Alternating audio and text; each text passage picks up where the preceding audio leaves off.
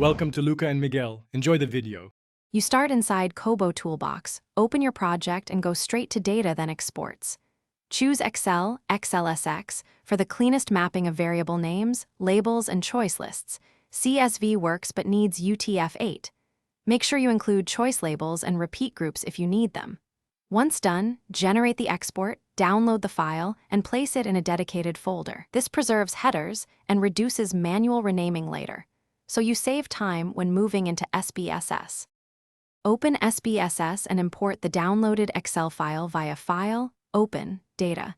Select Excel and check that the first row contains variable names. If you exported CSV, use the text import wizard and explicitly set delimiter and UTF-8.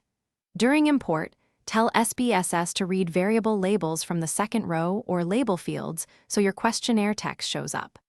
Once in SPSS, immediately convert choice text columns to numeric codes using recode or automatic recode and save the dataset as a SAV file to lock. Finish by auditing variable view. Confirm types, widths, and value labels. Set missing value codes consistently. For repeated groups, either restructure your Excel before import or import multiple sheets and merge on case ID. Check dates and locale formats. Convert text dates to SPSS date variables. If something goes wrong, mismatched labels or garbled characters, re-export from Kobo with labels and UTF-8. Fix column headers to valid SPSS names, then re-import.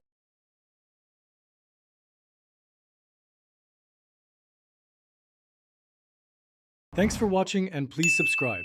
It's the best investment you'll ever make.